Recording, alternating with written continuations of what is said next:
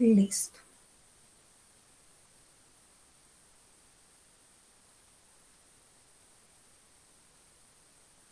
Bueno, un saludo muy especial a todas y todos. Me alegra pues por aquellas personas que se han podido conectar y ser juiciosas y disciplinadas en el ejercicio de conectarse por medio de la plataforma. Ya lo hemos repetido varias veces y pues yo en particular lo he hecho debido a los problemas que ya sabemos se han venido presentando por difundir los enlaces. Desafortunadamente, por más que quiera o desee difundir el enlace para que más personas se puedan conectar, teniendo en cuenta aquellos que no han podido tener ingreso al correo institucional o a la plataforma, me queda muy complicado debido a inconvenientes y problemas que me han generado difundir los enlaces, como el que se presentó el periodo pasado, que ya ustedes saben. Entonces, en ese sentido, no me es posible difundir los enlaces y agradezco la presencia de todos ustedes acá, que han pues hecho el esfuerzo y el ejercicio de intentar conectarse por medio del correo y la plataforma. Entonces, bueno, lo primero que quiero saber es si alguno o alguno de ustedes logró ver el video que les dejé de explicación de la primera parte de la guía la semana pasada.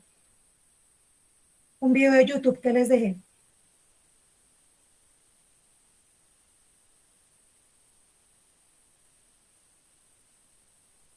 ¿Ninguno? No, señora. Bueno, es importante que estemos atentos a la información que yo doy en los grupos, por favor, porque para eso es, para verla o si no es muy complicado. Yo les dejé a ustedes un enlace, les dije, esta es la clase que grabé con la explicación número 1 de la guía, Es una clase igual a esta, solo que lo que yo hice fue grabarla sola. ¿Por qué? Porque no nos pudimos encontrar en ningún momento, no fue posible programar encuentro sincrónico. Entonces yo lo que hice fue una grabación de la clase, expliqué la primera parte de la guía, ese mensaje lo dejé el día miércoles. ¿Qué quiere decir? Que necesitan entrar a ese enlace de YouTube para poder ver la primera explicación de la guía, ya que hoy no puedo ponerme a explicar eso porque ya se nos alarga demasiado tiempo la clase. Y para eso fue que yo les dejé ese enlace ahí. ¿Listo? Entonces, les solicito el favor que ahorita apenas yo termine de dar clase con ustedes, estén atentos al link que les voy a... Acá, apaga el micrófono, Camilo, por favor.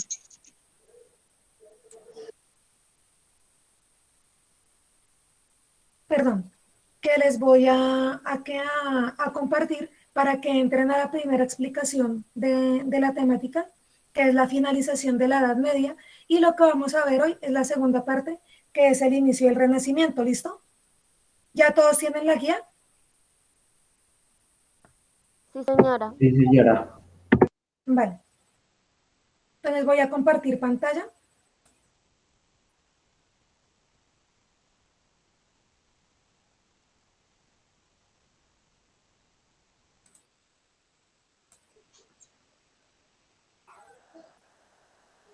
Una ventana, a ver, una pestaña, eso.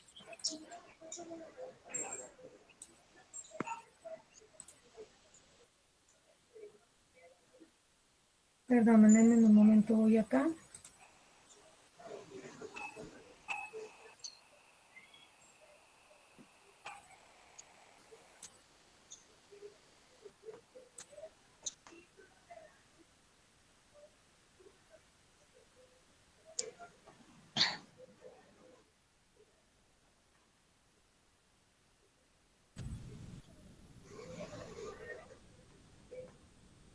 Perdón un momento, es que necesito configurar acá una cuestión y no me deja si estoy compartiendo la pantalla.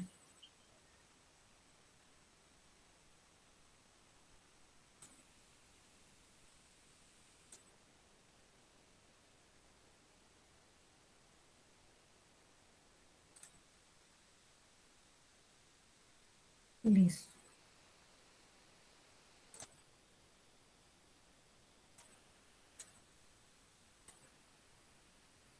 Ahora sí.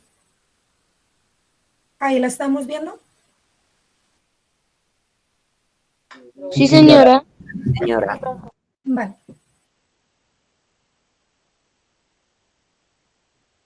En el video que les envié de YouTube la semana pasada hice esta aclaración, pero la voy a volver a hacer aprovechando los que están conectados. Yo en todas las guías coloco los objetivos de la actividad, que son estos que estoy señalando acá. Esos son los objetivos o logros o metas que se supone deberíamos tener a nivel básico para poder aprobar la temática, o en este caso la guía y las actividades que vamos a hacer, más no son los puntos. ¿Por qué lo digo? Porque me ha sucedido que varios estudiantes me responden esto, o sea, que como si fueran unas preguntas o piensan que son puntos, pero estos no son puntos de la actividad, son los logros u objetivos. Los puntos siempre los van a encontrar al final de la guía, acá donde dice actividades.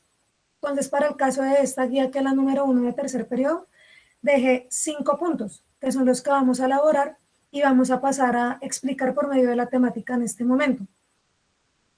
El primer punto es este que dice, elabora una lluvia de ideas relacionada con la caída o finalización de la Edad Media y de cada idea elabora un dibujo sencillo, mínimo 5 ideas. ¿Qué es lo que hay que hacer ahí? Para los que no lo han hecho. Hay que leer desde acá donde dice el fin de la Edad Media.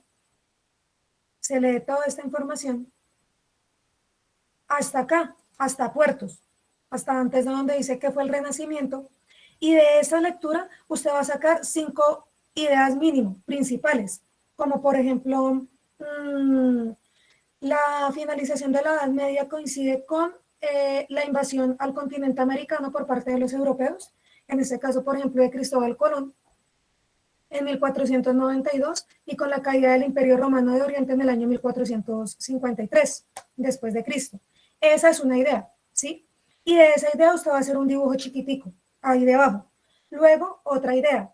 Una de las causas de la caída de la Edad Media es que el sistema feudal entró en crisis. ¿Por qué? Porque la concentración de la tierra estaba a manos principalmente tanto de la iglesia o del clero, como de una nobleza que no hacía productiva la tierra, sino únicamente la tenía concentrada, pero la tenía inhabilitada, o sea, no se sembraba, y por esa causa empezaron a haber hambrunas.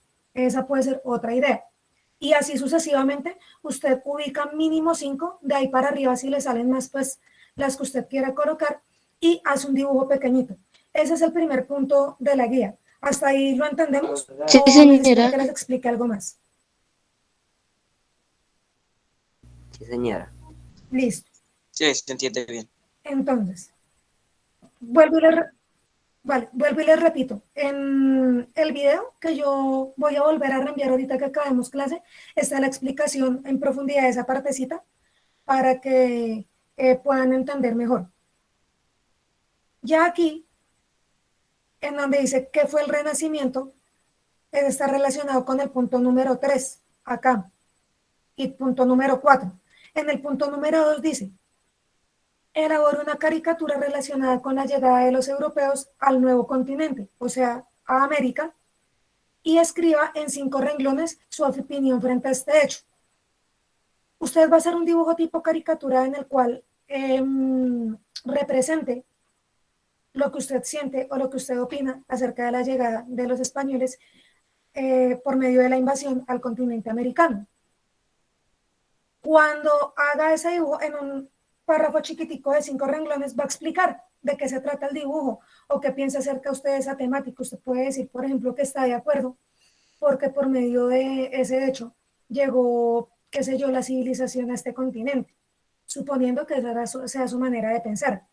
Como también puede colocar que, por el contrario, piensa que sí hubo pues un desarrollo y un encuentro cultural entre Europa y en este caso las culturas precolombinas acá en América, pero que la manera no fue la correcta, dado que se hizo por medio de la violencia y de la invasión, saqueando los recursos naturales y los territorios, aprovechándose y esclavizando al indígena, y luego, cuando trajeron a la población africana como mano de obra, ¿sí?, esclava, y que eso ha traído pues consecuencias a nivel colonial que en la actualidad no hemos logrado vencer, por ejemplo, ¿sí? Se puede colocar eso ahí.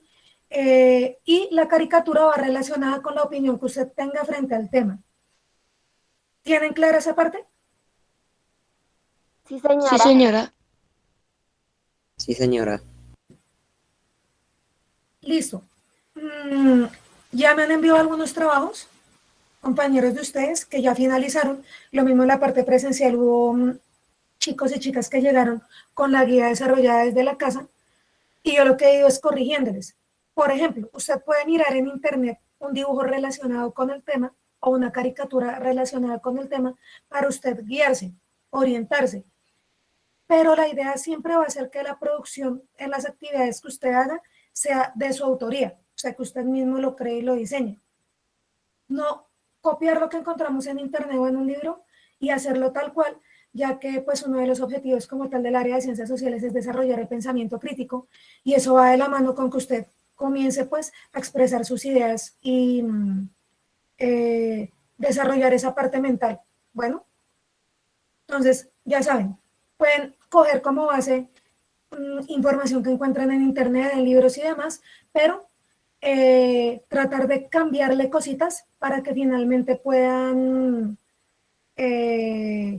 o pueda yo evidenciar que sí están entendiendo las temáticas y las están comprendiendo. Ya aquí, en el punto número 3, dice que defina con sus propias palabras, lo coloco en negrilla y en mayúscula, para que no me busquen en el diccionario. Pues usted no va a llegar al diccionario, no va a buscar en internet qué es teocentrismo, qué es antropocentrismo, renacimiento, arte, etcétera, y lo va a copiar tal cual. No, usted puede buscar en el diccionario, mirar de qué se trata, igual en la guía dice de qué se trata cada una de esas palabras o qué pueden llegar a significar, y usted con sus palabras lo que entiende lo describe. Por ejemplo, en renacimiento, muy seguramente usted en el diccionario va a encontrar que renacer es volver a vivir. Pero si nosotros lo aterrizamos al contexto de las ciencias sociales y a una etapa de la historia, el Renacimiento es una etapa de la historia que va después de la Edad Media y se caracteriza por el renacer del ser humano más allá de la mentalidad religiosa, rescatando el pensamiento grecorromano. Eso es lo que yo entiendo y lo puedo sintetizar de esa manera, ¿ya? Pero entonces usted puede escribir, profe, el Renacimiento es una etapa que va después de la Edad Media, que significa lo contrario a la Edad Media. Ya.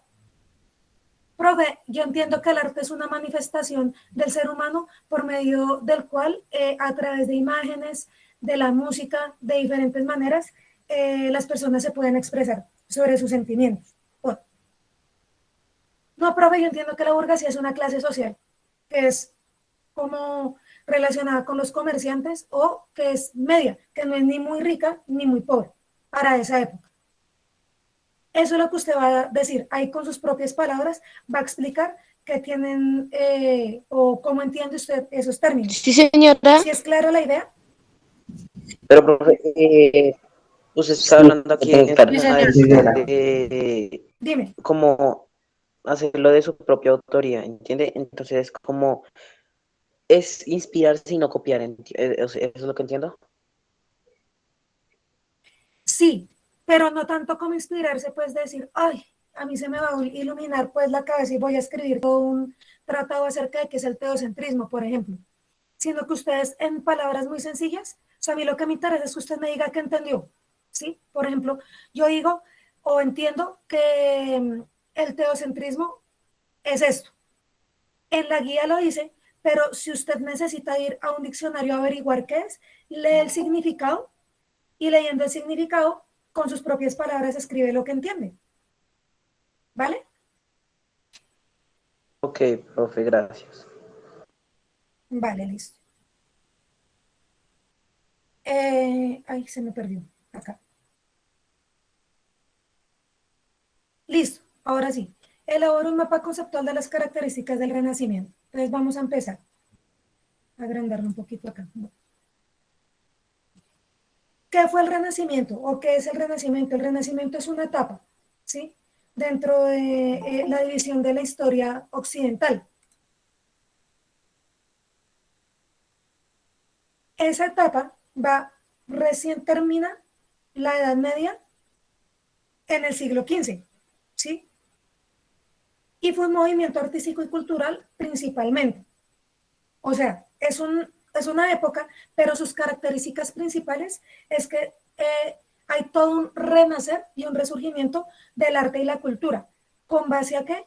A los efectos negativos, por llamarlo así, que tuvo la Edad Media en el pensamiento humano. Acordémonos que la Edad Media fue una época en la cual la religión, principalmente el cristianismo, como que moderó y controló gran parte de la cultura, del sistema económico, de la política, de la forma de pensar de las personas. Que el saber y el conocimiento estaba concentrado en la iglesia. La mayoría de los libros y de todas las obras que habían quedado de la época antigua estaban guardadas, eran los monasterios. Entonces, como tal, quienes tenían acceso al conocimiento era la iglesia y era la religión. Entonces ellos decidían a quién iba dirigido ese saber y esa educación, por decirlo así. De tal forma que el campesino, la gente pobre, el vasallo, ¿cierto? No tenían acceso a la educación. En ese momento hablamos de que la mayoría, por no decir que prácticamente el 95% de la población era analfabeta. Incluso muchas de las princesas, muchas de las personas que pertenecían a las monarquías y que ya la nobleza en esa época, como que sí tenían apellido y podían tener mucha plata y mucho poder, pero no tenían mucha educación que digamos, ¿sí? Eso iba determinado por los nexos que tenía la religión, pues con la clase noble. ¿Qué pasa acá? En el Renacimiento hay todo un cambio de esa estructura. Ya se piensa que el ser humano, ¿sí? No solamente el rico o el que tiene poder, sino la mayoría de las personas necesitan tener acceso como tal al conocimiento, principalmente a algo muy importante que es la Biblia. En la época medieval, la gente creía en el cristianismo porque prácticamente fue una imposición que se hizo desde el Imperio Romano antes de que cayera en la Edad Antigua, y las personas progresivamente fueron convirtiéndose a esa religión. Pero las misas eran en latín, y el latín es un idioma que parte de la civilización romana, y muchas de las culturas bárbaras que fueron colonizadas por ellos no sabían el latín, ni lo entendían de manera, por decirlo así, estructural, ¿ya? Entonces, las misas o las eucaristías se daban eran en ese idioma, y la gente muchas veces no creía y no tenía ni idea de qué era lo que le estaban diciendo, sino simplemente creía porque le tocaba y porque era la cultura predominante en ese momento. ¿Qué pasa? Acá en el Renacimiento hay un señor que se llama Gutenberg, que es el inventor de la imprenta. Hagan cuenta que la imprenta es como una impresora, pero muy, muy, muy, muy antigua. Entonces, Gutenberg crea la imprenta, y lo que hace la imprenta es comenzar a reproducir libros. De la época antigua solamente habían muy pocas copias de X o Y libro. Entonces, por ejemplo, usted podría decir, Platón, que es un filósofo, escribió los diálogos, así se llama el libro, Diálogos de Platón, y de eso habrían 2 o 3 copias hechas a mano, ¿sí? Porque no había nada para fotocopiar o para imprimir, o algo similar para que ustedes de pronto me entiendan la idea. Entonces, ¿qué fue lo que hizo Gutenberg? Con esta máquina, con este invento que él creó, se empezaron a reproducir a gran escala libros, pero no como lo vemos hoy en día. De pronto uno sabe que en cualquier lado de saca fotocopias y eso es súper fácil. No, digo a gran escala para la época medieval, que usted, del Renacimiento, discúlpeme, que ustedes puedan entender que se pueden producir 100 volúmenes, por ejemplo, de un libro, y se regaron por toda Europa. Eso fue una revolución muy grande, ¿sí? Y permitió que más personas de las que en la Edad Media podían tener acceso al conocimiento, lo tuvieran. ¿Hasta el momento tienen alguna pregunta o es claro? Es claro, Es profe. claro. Listo. Claro. Claro, profe. Vale. Entonces, el Renacimiento es el abrebocas o la etapa inicial a una época que vamos a conocer nosotros con el nombre de modernidad, ¿sí?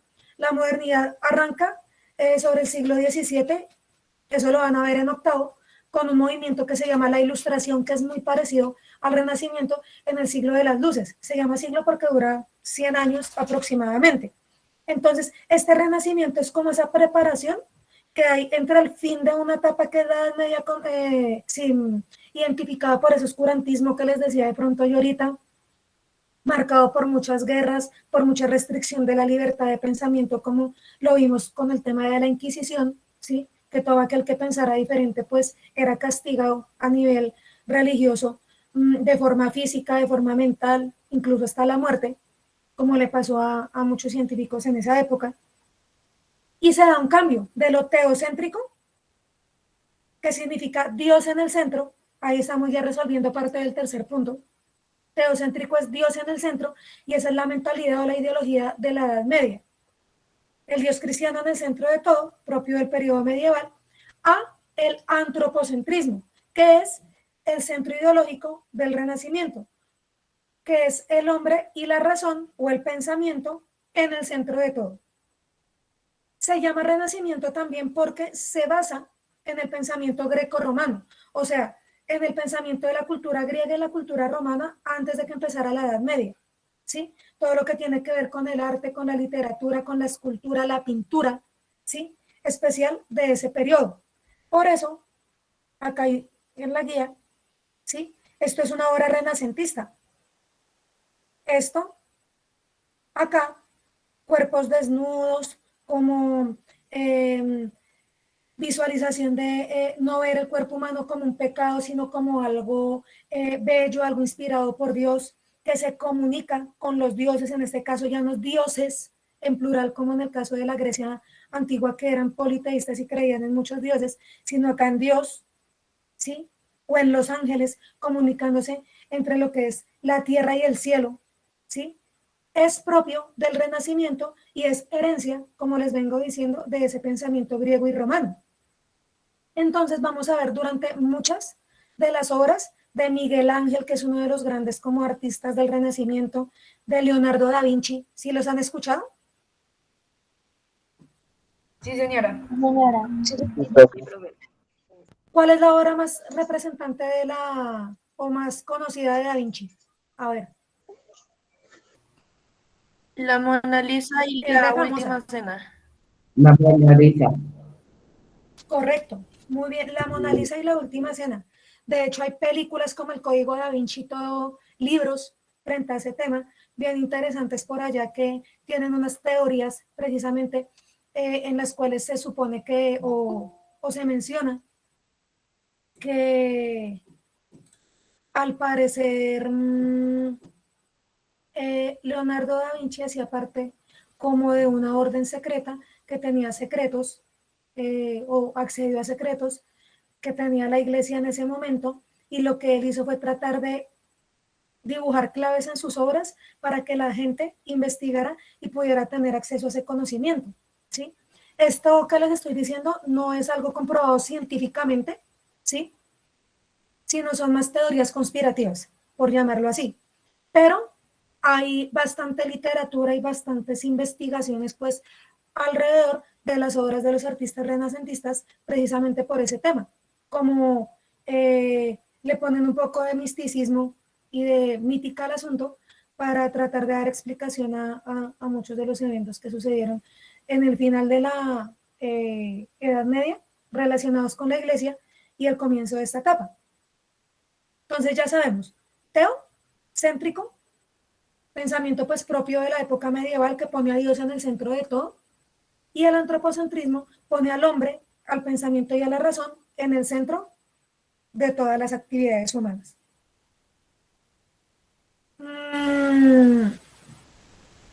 Se dice que el antropocentrismo es la capacidad humana de acceder al conocimiento a través de la razón. Razón no es, yo tengo la razón, como cuando uno dice, tengo o no tengo la razón. No, aquí estamos hablando de la razón como la capacidad de pensar, de razonar.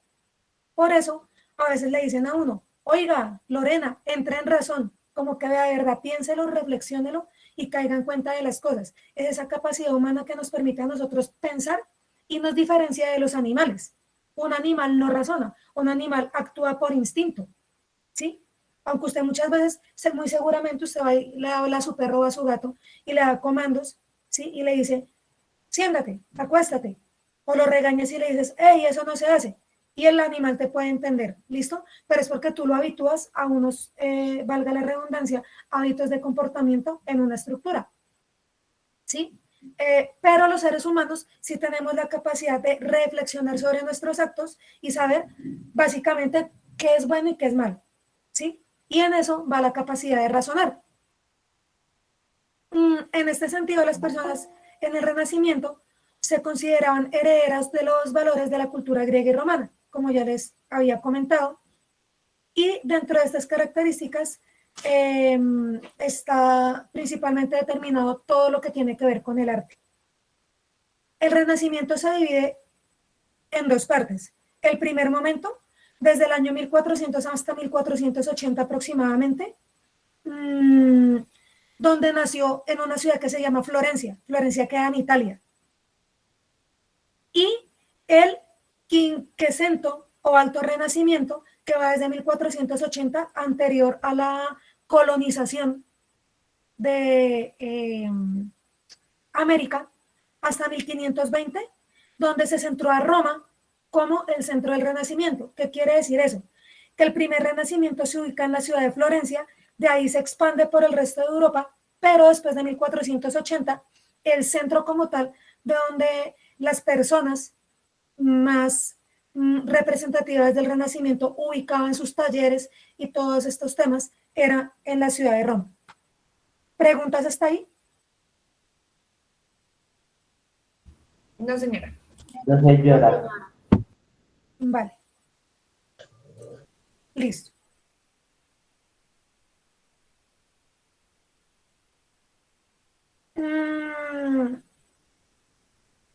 No quiere decir que el Renacimiento haya significado como que entonces la gente ya no cree en Dios, la gente ya no cree en la iglesia. Al contrario, muchos de los artistas del Renacimiento se vieron fuertemente influenciados por la cultura y la moral cristiana, y no solamente por eso, sino también por su patrocinio. A esto se le llamaban mecenas. ¿Quiénes eran los mecenas? Los patrocinadores de los artistas. Entonces, por ejemplo, un mecena de la iglesia, un obispo, ejemplo, por decirlo así, le decía a Miguel Ángel, a William Shakespeare, porque también Shakespeare se caracteriza como uno de los representantes del Renacimiento en Inglaterra. Miren, necesito que escriba o pinte o haga tal escultura, yo lo voy a patrocinar. Y entonces, ¿qué hacía el artista? Decía, listo, yo necesito más o menos tanta plata para desarrollar esta obra. Listo, hágale. Patrocinio. Y ahí, luego de eso, hacían el lanzamiento de las obras y lo mismo de los musicales, de las obras de teatro y todo este tema. Por eso la Capilla Sixtina, ¿sí? Que es uno de los monumentos de la Iglesia Católica más grandes y más importantes en la historia de la religión cristiana, está decorada en su techo, en su cúpula, por artistas del Renacimiento, porque la misma iglesia pues patrocinaba todo el movimiento artístico. Como causas del Renacimiento podemos encontrar la expansión del comercio a partir del siglo XIII, que desarrolló los centros urbanos, es decir, las ciudades, quitando al campo como centro como tal de la economía, como se venía llevando en el feudalismo, y comienza a crecer una rica burguesía comercial. Entonces, ¿qué es burguesía? Es una clase social que es principalmente comercial, financiera e industrial. O sea, son comerciantes que se trasladan a las ciudades y comienzan a abrir talleres como zapaterías, sastrerías, intercambio de mercancías con otras ciudades, etcétera, y comienzan a tener un poder adquisitivo mayor que un campesino y que un vasallo o que un pequeño señor feudal. Entonces ahí tenemos el surgimiento de una nueva clase social que es la burguesía, conocida como la clase media en ese momento. La prosperidad de las ciudades italianas, como por ejemplo Florencia y Roma, manifestada en la construcción de nuevos edificios y monumentos. Lo que le decía de los mecenas, que eran personas poderosas o adineradas que pues patrocinaban a los artistas. Pero hay algo importante, los mecenas no solamente eran de la iglesia, también habían nobles, comerciantes, ¿cierto? Banqueros, representantes de la iglesia que pues patrocinaban a los artistas. Se desarrollaron las universidades. Las universidades ya existían, pero aquí hubo un desarrollo de las universidades a nivel muy importante y se estimuló la recuperación del pensamiento grecolatino y la difusión del humanismo. Los artistas en esta época, hay que tener en cuenta, y las personas que accedían a la educación tenían una manera de ver el mundo muy global. Entonces, por ejemplo, usted podía ser arquitecto, pero fácilmente era médico, era matemático, era filósofo, arquitecto, o sea, eran unas personas muy completas en sus saberes, muy integrales, por llamarlo así. La diversificación de la ciencia se llega a entender o a ver de esa forma, más o menos hacia finales del siglo XVIII y comienzos del siglo XIX, cuando se crean las facultades de educación en las universidades, y por eso es que hoy en día usted dice, bueno, yo voy a estudiar medicina y solamente es médico, y luego se especializa en una área, por ejemplo, la cardiología. Yo voy a ser ingeniero. Entonces usted se va a la facultad de ingeniería de X universidad y dice yo quiero ser ingeniero de sistemas. Entonces usted estudia ingeniería de sistemas y luego se especializa o hace una maestría o un posgrado en programación digital de contenidos o en videojuegos, bueno, ¿cierto? Yo voy a ser licenciada, voy a ser profesora, voy a ser educadora. Entonces te vas a una facultad de educación y en la facultad de educación hay distintas ramas. Ya no es como antes que un profesor podía enseñar todo, ¿sí? En esta época cuando surgen las universidades y en la Grecia y la Roma antigua, los maestros tenían esa facultad, ahorita es especializado. Entonces, usted es profe de ciencias, es profe de español, es profe de sociales, ¿sí? En esta época, entonces, como les venía diciendo, se crean muchas más universidades y el enfoque del conocimiento es más general. Entonces, por ejemplo, uno lee la biografía de Nicolás Copérnico. Nicolás Copérnico, filósofo, matemático, médico, esto y lo otro, tal, mejor dicho, esa gente estaba más preparada que un yogur, como decimos nosotros hoy en día, así, en el saber popular. Y por eso eran tan pilos. Sí, no quiere decir que ahorita no haya gente pila, para nada. Muy por el contrario, la diversificación de las ciencias y la particularización también hizo que como que cada persona centrara sus saberes en una ciencia en específico.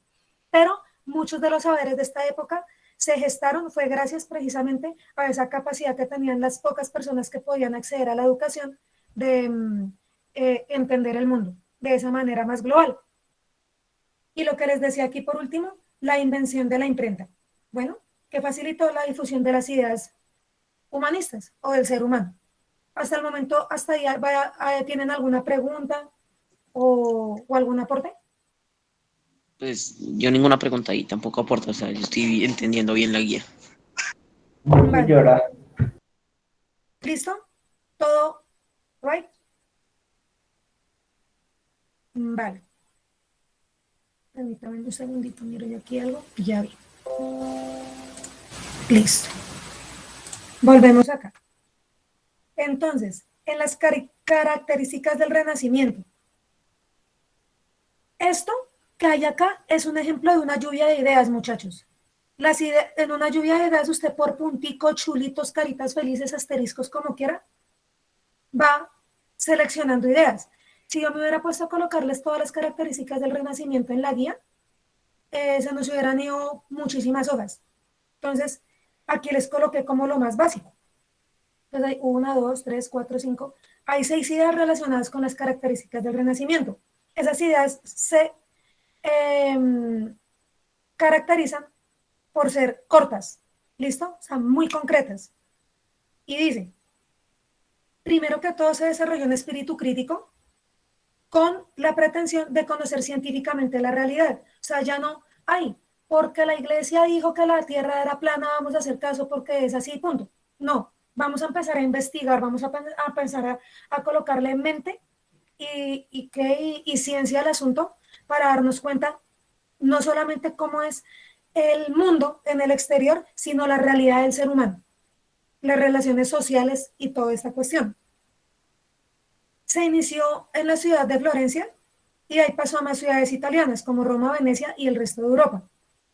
Adquirió gran importancia el concepto de individuo o sea, la persona, yo, se manifestó mediante la búsqueda de la trascendencia personal a través de las propias obras. Entonces, ya no es como que yo pienso y actúo en colectivo y que todos pensamos igual, sino que cada obra de cada artista o de cada persona, porque eran personas que no eran artistas, pero podían tener mayor capacidad de expresión en su vida diaria y cotidiana, porque la época lo permitía, empezó a decir, fulano de tal piensa de tal forma, sutano de tal manera, y eso se había plasmado en la manera de pensar de cada uno. O sea, el concepto de personalidad, eso que le dicen a uno como que, oiga, tenga personalidad, ese tinte, esa chispa que lo caracteriza y lo diferencia usted del otro, comenzó a gestarse en esta época renacentista.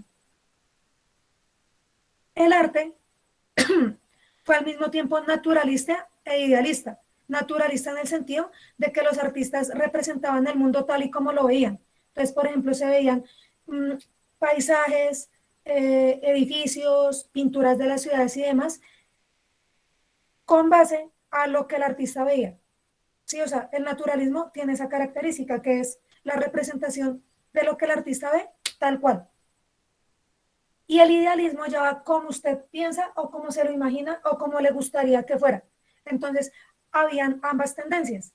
Lo naturalista, que era de primera mano como el artista lo veía en ese momento, y lo idealista, como se lo imaginaba o como le gustaría que fuera. Ese idealismo se había representado más que todo en las obras de carácter religioso, como la relación que podía llegar a haber entre el ser humano y Dios. Los artistas se transformaron en intelectuales con conocimiento de matemática, geometría y óptica para resolver los problemas de la perspectiva, que es la perspectiva como usted ve.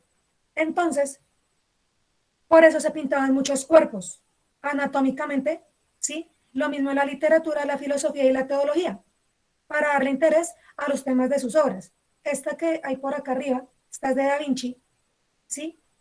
Él hizo todo un estudio acerca de la geometría humana, o sea, de la simetría de los ojos, de los dedos, de todo un estudio del cuerpo para determinar lo que él quería ver era hasta qué punto el ser humano es tan perfecto a lo que se supone que es la semejanza de un Dios.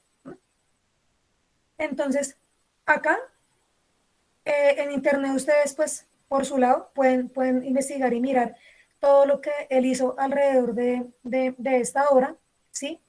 Y los hallazgos que encontró. Por ejemplo, en esta época se comenzó a ver que no todos las partes del cuerpo de los seres humanos no son iguales. No sé si ustedes sabían que nosotros tenemos una pierna más larga que la otra, que los ojos no son simétricamente ubicados, sino que hay un ojo que es más grandecito que el otro. La Profe, dentadura, los dedos. ¿Sí sabían? profe, pues sí, algunas cosas también. Y se me hace raro, o sea, es interesante todo eso, cómo la gente puede llegar a ser tan diferente y tan igual, pero no llega a ser perfecta nunca, ni en su cuerpo, ni en su forma de ser.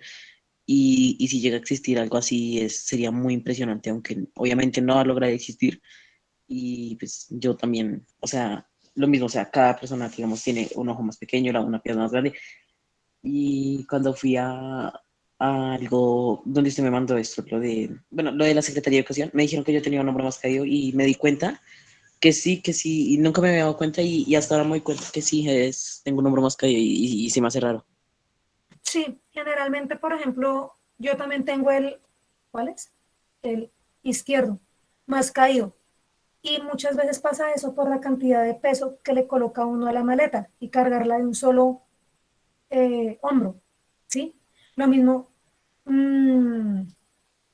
cuando uno comienza a esforzar mucho la vista por no ponerse gafas, entonces puede llegar a dilatar las pupilas una más que la otra, depende del esfuerzo del ojo donde tenga problemas oculares, por decirlo así. Mm, y así sucesivamente. Hay personas que se fracturan cuando son pequeñas, se cayeron y se dieron un golpe en un hueso, ¿sí? Si no le hacen una corrección a tiempo de eso, de que le puede haber pasado esa caída o esa fractura, usted puede empezar a crecer más disparejo todavía, ¿sí? Eso hablando al nivel físico. Entonces ahora imagínense, como lo mencionaba Camilo, a nivel mental. Mucho, peor, no peor, sino mucho más relacionado con el tema de los diferentes pensamientos, las diferentes posturas, las diferentes formas de ver el mundo. Ahorita en la actualidad lo vemos todo el tiempo, ¿sí? Y la perfección. Definitivamente, yo creo que uno de los rasgos del ser humano más importantes es que no somos perfectos. Y por eso tenemos derecho a equivocarnos. Pero ahí es donde va el raciocinio, por ejemplo, que exaltó tanto el Renacimiento. Todos tenemos la capacidad de razonar, en tanto podemos darnos cuenta de nuestros errores y mejorar. Si usted se queda en el error, no está evolucionando, no está generando pensamiento ni una actitud de mejora humana. No hasta el punto de llegar a la perfección, pero sí de enmendar y crecer todo el tiempo como ser humano, ¿ya? Entonces, eso más adelante cuando ya estén en octavo, con todo lo de las ideas de la ilustración y eso, se va a desarrollar como mejor esa idea. Bueno, entonces, ¿hasta ahí tienen alguna pregunta?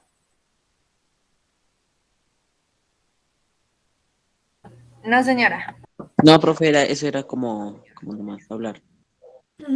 Bueno, esto tiene mucha tela que cortar. O sea, desafortunadamente, con todo el tema de tanto de la educación virtual como los que van presencial, que no pueden ir todos los días, y esto de la pandemia, vamos tratando de acomodarnos poco a poco, ¿sí?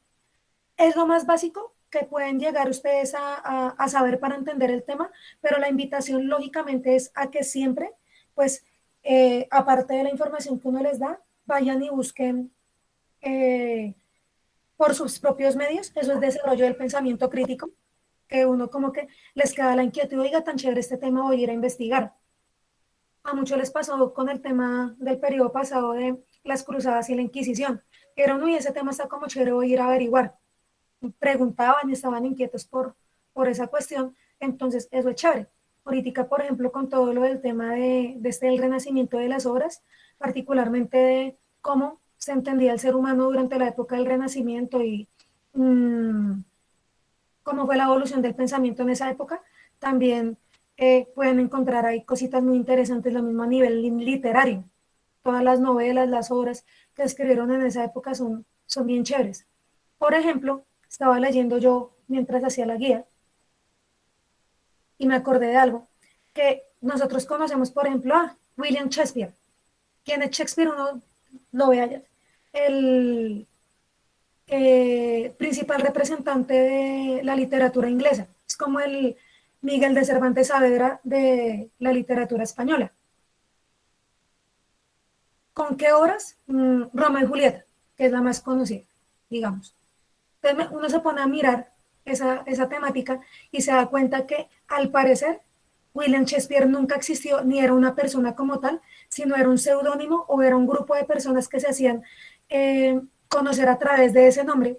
Por ejemplo, William Shakespeare, pero no era solamente William Shakespeare, sino estaba Pepito Pérez, estaba Margarita, estaba varios que eran los que escribían esas obras y las publicaban bajo el seudónimo de William Shakespeare, pero que la Profe, persona como tal nunca existió. Era como una secta, ¿sí? Por llamarlo, pero no una secta, sino un grupo de personas Sí. de la nobleza inglesa que no les interesaba que se conociera su identidad. ¿Por qué? Porque le votaban muchísima puya, por llamarlo así, al Estado de la época, a la monarquía y a las instituciones que regían en ese momento la corona y el funcionamiento de la sociedad. Entonces, ¿cómo hacemos para no boletearnos, por llamarlo de esa manera? Entonces lo hacían bajo un seudónimo. Hay esa teoría. No se ha logrado demostrar hasta el momento si eso es verdad o no, pero existe la posibilidad. Lo mismo que en la antigüedad, en Grecia, nosotros decimos, ay, Homero. Sí, Homero es un escritor y un artista de la época griega, entonces Homero escribió la Odisea y la Ilíada, ¿sí? Pero resulta que uno va y se devuelve y a leer investigaciones y todo eso alrededor, pues, de la literatura grecorromana, y posiblemente hay la posibilidad de que Homero nunca hubiera existido, sino de que era un grupo de aristócratas de la época que se hizo llamar Homero y que publicaban esas obras. Es que Existe la posibilidad. Profe, es que uno al decir secta, uno piensa como en algo satánico, en algo como muy feo, porque o sea, es que secta ya está hecho como alrededor de esas palabras, pero pues sí es más como un grupo que no se quiso tipo avergonzar de lo que hacía. Y es muy raro porque hay un grupo musical, bueno, un dueto musical que canta en Rusia y que su país pues no los quiere y pues se hacen llamar pues por su nombre artístico para que no Por se... la censura. Sí, por la censura, exacto, por todo eso de la censura, por un montón de cosas. Y pues si esa teoría llega a ser cierta, pues yo creo que sí lo tomaron tal vez o por censura o porque no quisieron dar sus nombres o porque tal vez se avergonzaban. O más que la vergüenza era también el miedo de lo que les pudieran llegar a hacer. Como en esa época de todas maneras todavía había cierto recelo, pues si todavía la hay, imagínense si todavía nosotros hablamos de censura en pleno 2021, imagínense en el 1500 eh, la cantidad de censuras que había después de 1000 años de hegemonía del cristianismo. ¿Sí? Todavía había mucho miedo en las personas de lo que les pudiera llegar a pasar por expresar sus emociones y su manera de pensar. ¿Ya? Entonces, bueno, acá en el cuarto punto dice, elabore un mapa conceptual con las características del Renacimiento. Entonces, ahí con la explicación de lo que dice en la guía, de lo que les acabo de dar, se hace un mapa conceptual resumiendo o recogiendo las ideas principales del Renacimiento. Y en el quinto punto dice, responda con su opinión personal, o sea, lo que usted piense, lo que entendió, las siguientes preguntas. ¿Cuáles son las diferencias principales entre la Edad Media y el Renacimiento? Entonces, que la Edad Media era esto y el Renacimiento en cambio era esto. Por ejemplo, que en la Edad Media el centro ideológico como tal de las personas era el teocentrismo, mientras que en el Renacimiento era el antropocentrismo. Puede ser. ¿Qué importancia tuvo la invasión a América para Europa? Ustedes me van a decir cómo creen que esa invasión a América pudo desarrollar el Renacimiento y toda esa importancia que tiene Europa hoy en día. ¿Será que sí fue importante? ¿Será que no? ¿Será que con todo el oro y con todas las riquezas que sacaron de aquí para allá, eso les sirvió algo a Europa o simplemente lo hacían porque les gustaba coleccionar estatuas y oro? Eso es lo que usted va a responder ahí en esa pregunta. Porque la otra es, ¿por qué el Renacimiento? Ay, aquí se me olvidó colocar un signo. Bueno, acá un signo de pregunta. ¿Por qué el Renacimiento se basa en el pensamiento y cultura grecolatina o grecorromana? Esa está re fácil. Pues porque es el renacer de esas culturas, lo que ya les explicaba, anterior a la Edad Media. Y por último, ¿en qué aspecto se ve reflejada la cultura grecolatina durante el Renacimiento? Re fácil también, particularmente en el arte, ¿sí? En la escultura y en la pintura, de manera puntual, ¿sí? Eso es lo que hay que responder ahí, pero pues usted coloca lo que entendió con sus propias palabras. ¿Listo? Sí, señora. Bueno, Sí, listo, profe. vale. Regálame un segundito acá, mis amores, por dejar de compartir, que voy a hacer el llamado a lista porque no lo he hecho.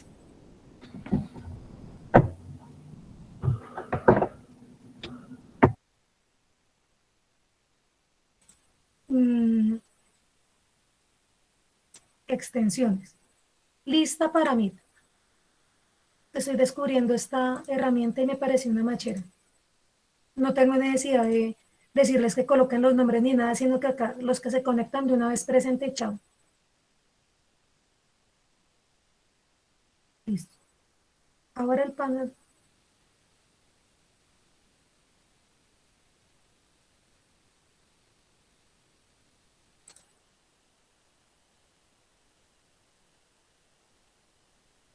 Listo.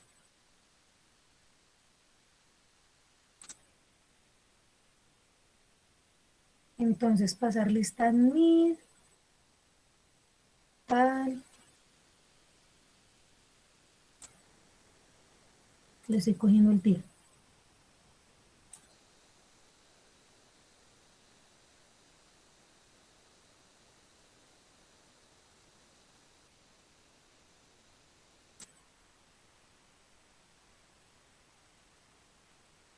Listo, mis amores. Pasada la lista. Bueno, ¿tienen alguna duda, alguna otra pregunta? No, señora. No, profe, Recuerden ninguna. recuerden que esta guía, el plazo de entrega es para el viernes, ¿listo? Entonces, si llegan a tener alguna pregunta, me consultan por medio del chat de WhatsApp o me escriben un correíto o alguna cuestión así para si necesitan ayuda en alguna cosa. ¿Cuál es la idea?